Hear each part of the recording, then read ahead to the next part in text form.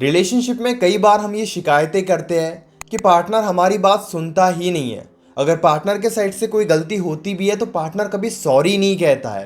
Partner को ज़्यादा फर्क ही नहीं पड़ता है। अब इस वजह से हम काफ़ी दुखी रहते हैं। लेकिन आज के इस वीडियो में मैं आपको एक ऐसी कहानी सुनाऊंगा और कुछ ऐसी बातें बताऊंगा जिस वजह से आपको काफ़ी कुछ नया सीखने को मिलेगा। अगर आप भी रिलेशनशिप में दुखी हो इस वजह से कि पार्टनर आपकी बात सुनता और समझता ही नहीं है, तो इस वीडियो को एंड तक ज़रूर देखना। नमस्कार दोस्तों, मैं हूँ श्रावण, आप देख रहे हो स्काइल। अब सबसे पहले इस वीडियो को स्टार्ट करते हैं एक कहानी से। ये कहानी है एक वाइफ की। एक लड़की की शादी होती है। शादी होकर वो अपने ससुराल जाती है। नए लोग, नया परिवार देखकर उसे थोड़ा अनकंफर्टेबल तो ज़रूर फील होता है, लेकिन उसे भी पता है कि समय के साथ साथ ये नया परिवार उसे अच्छा लगने लगेगा। धीरे धीरे वो खुश रहने की कोशिश करती है। अपने पति के साथ भी वो खुश रहने की कोशिश करती है। लेकिन जितना समय बीतता है वो लड़की को एक बहुत बड़ी प्रॉब्लम होती है। यानी कि वो ये देखती है कि लड़के की जितनी तारीफ कर रहे थे लड़के के परिवार वाले, ससुराल वाले, लड़का उतना अच्छा नहीं है। लड़का शराब पीता है। लड़का उस लड़की पर कई बार हाथ भी उठाता है। जब भी उन दोनों के बीच में लड़ाई होती है उस वक्त लड़का बहुत ज़्यादा गलत बातें करता है। अब इस वजह से लड़की काफ़ी ज़्यादा परेशान हो गई थी। अब लड़की वालों ने अपने परिवार को बताया कि लड़के का ऐसा बिहेवियर है, लड़का शराब पीता है, मारता है, गलत तरीके से बात करता है। तो परिवार वाले ने उस लड़के को एक दो बार समझाने की कोशिश की। लड़की ने भी अपने साइड से उस लड़के को समझाने की कोशिश की, प्यार से उस लड़के का दिल जीतने की कोशिश की। लेकिन फिर भी वो लड़का एक दो दिन तो ठीक रहता, लेकिन फिर भी बार बार यही गलती कर रहा था। अलग अलग लोगों ने उस लड़के को समझाया कि अब शादी हो गई, अब अपने आप को सुधारो, अब अपनी वाइफ पर ध्यान दो, अपने परिवार पर ध्यान दो। लड़का ये सुन के 2 दिन अच्छा रहता, लेकिन फिर भी बार बार वो अपना बिहेवियर ऐसे ही बनाता। अब इन सभी बातों की वजह से सबसे ज़्यादा प्रॉब्लम हो रही थी उस लड़की को, वाइफ को। वो नहीं समझ पा रही थी कि आखिर उस लड़की से ऐसी कौन सी गलती हो गई है जिस गलती की सज़ा उस लड़की को मिल रही है। अब लड़की परेशान तो हो गई थी, लड़की ने समझा कर भी देख लिया।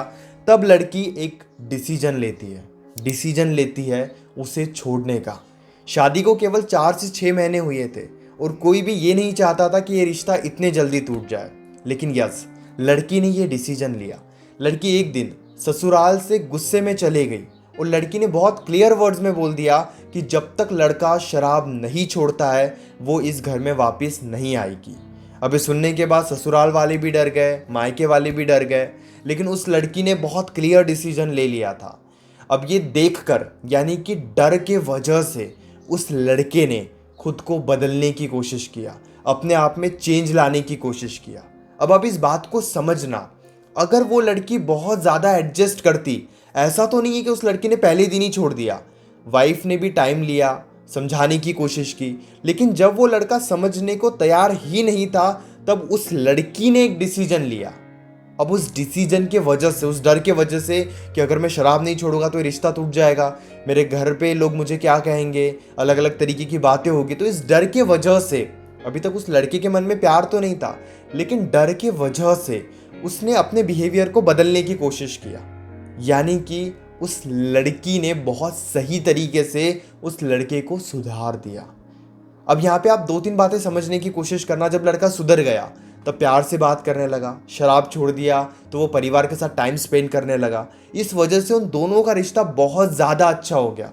अगर वो लड़की डिसीजन नहीं लेती तो शायद आज भी वो लड़की उस लड़के के साथ, यानी कि अपने हस्बैंड के साथ, दुखी ही रहती। और यही एक बहुत बड़ी सच्चाई है कि कई बार आपको बड़े बड़े डिसीजंस लेने पड़ते हैं, लेकिन हम क्या करते हैं, एक डर के वजह से, अटैचमेंट के वजह से, प्यार के वजह से हमेशा एडजस्ट करते रहते हैं।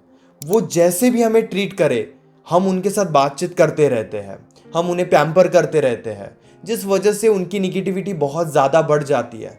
आपको यही बात समझने की ज़रूरत है।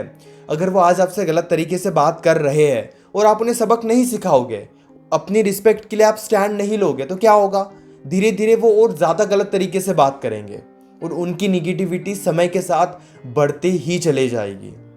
समझदारी क्या है कि आप कई बार ये स्टैंड लो।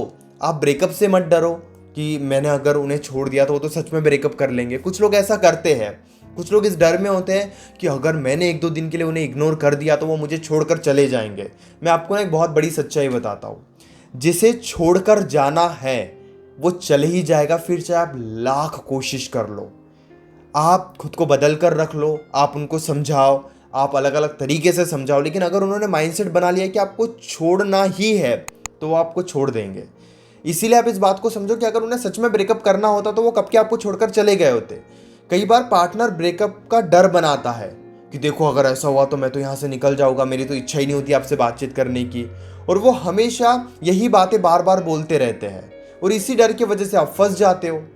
आप भी थोड़ी समझदारी दिखाओ, आप उनसे बात करो, आप उन्हें समझाने की कोशिश करो, लेकिन अगर उनके तरफ से कोई गलती हुई है, वो कोई झूठ बोल रहे हैं, गलत तरीके से बात कर रहा है, तो उन्हें थोड़ा सबक भी सिखाओ कि ऐसे तो मैं नहीं रहूँगा या नहीं रहूँगी। आप एक दो दिनों के लिए नाराज़ भी हो सकते हो। रिश्ते में जितना प्यार ज़रूरी है, यकीन करो कई बार उससे ज़्यादा ज़रूरी नाराज़गी भी है। कई बार हमें नाराज़ होना पड़ता है, हम ये सोचते हैं कि हम नाराज़ हो गए तो पार्टनर को फ़र्क ही नहीं पड़ेगा, लेकिन सच्चाई ये नहीं है। आप फ़र्क पड़ने के लिए पार्टनर को टाइम देते ही नहीं हो। अब कुछ किस्से मैं आपको सुनाता हूँ। मान लीजिए कि आपके और आपके पार्टनर के बीच में फ़ाइट हो गई, मॉर्निंग के वक्त फ़ाइट हो गई, और अब आप देख रहे हो कि 2 घंटे तक हो गया, पार्टनर ने सॉरी नहीं कहा, पार्टनर मुझे छोड़कर चला जाएगा। यानी कि अभी बस 1-2 घंटे हुए और आप अब अलग अलग तरीके से सोचने लग गए। आप नाराज़ बैठे और आपको लग रहा है कि पार्टनर आगे से आ ही नहीं रहा है, तो हम बार बार उनके सामने जाते हैं ये बताने के लिए कि हम उनसे नाराज़ हैं, उन्होंने ये गलती की है। देखिए, इंसानों में समझ होती है, इंसान समझदार होते हैं, उन्हें पता होता है कि वो क्या गलत कर रहे हैं और क्या सही कर रहे हैं। बस फ़र्क इस बात से पड़ता है कि आप उन्हें उनकी गलती को महसूस करने के लिए कितना टाइम दे रहे हो। अगर अभी वो गलत तरीके से बात कर लेते हैं, आप 2-3 दिन नाराज़ होकर बैठ जाओ। अगर वो आपको समझाने की कोशिश करते हो तो आप उन्हें अच्छे से बताओ कि आप जब गुस्से में मुझे ये कहते हो या आप झूठ बोलते हो या आप मुझे धोखा देते हो तो मुझे ये बातें पसंद नहीं हैं। जब आप इस तरीके से स्टैंड लेना स्टार्ट कर दोगे, देन ट्रस्ट मी, फिर ही वो अपने आप को बेटर बनाने के बारे में सोचेंगे।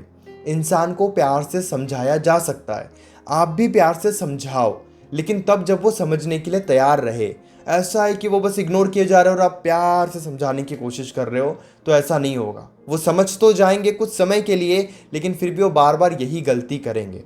इसीलिए एडजस्ट मत करो, प्यार से समझाओ। आप एक दो बार समझाने की कोशिश करो, बहुत अच्छी बात है अगर वो प्यार से समझ जाते हैं तो इससे अच्छा क्या होगा। लेकिन अगर वो फिर भी नहीं समझते हैं तो आपको स्टैंड लेना पड़ेगा, आपको फिर थोड़ी दूरियां बनानी पड़ेगी, और यकीन करो ये बहुत ज़्यादा ज़रूरी है। अगर आप ये नहीं करोगे तो फिर सिचुएशन ठीक हो ही नहीं सकती। आपको कई बार खुद को स्ट्रांग बनाकर उन्हें समझाना होगा ताकि वो खुद को बदलने के बारे में सोचे। विल, अगर अभी भी आपके मन में कोई डाउट है, आप डायरेक्टली कॉल पे मुझसे डिस्कस कर सकते हो, बहुत आसान है। 9834250097 इस नंबर पर पेड कंसल्टेशन के लिए आप मुझे मैसेज कर सकते हो। हमारे बीच में जो भी बातें होगी वो कम्प्लीटली सेफ और प्राइवेट रहेगी। आप अपनी कॉल व्हाट्सएप से भी बुक कर सकते हो और इंस्टाग्राम से भी बुक कर सकते हो। इंस्टाग्राम अगर यूज़ करते हो तो वहाँ पे मुझे ज़रूर फॉलो करना। मैं वहाँ पे 1-1 मिनट के काफ़ी अमेजिंग वीडियोज़ बनाता हूँ सेल्फ इम्प्रूवमेंट से रिलेटेड। आपको आपके लाइफ में अपना माइंडसेट बदलने में काफ़ी ज़्यादा हेल्प होगी। श्रावण कुर्मावंशी ये यूज़र नेम है, जाकर अभी फॉलो करो, डिस्क्रिप्शन में लिंक भी है। और इस तरीके के वीडियोस देखने के लिए चैनल को प्लीज़ सब्सक्राइब करो। Thank you so much.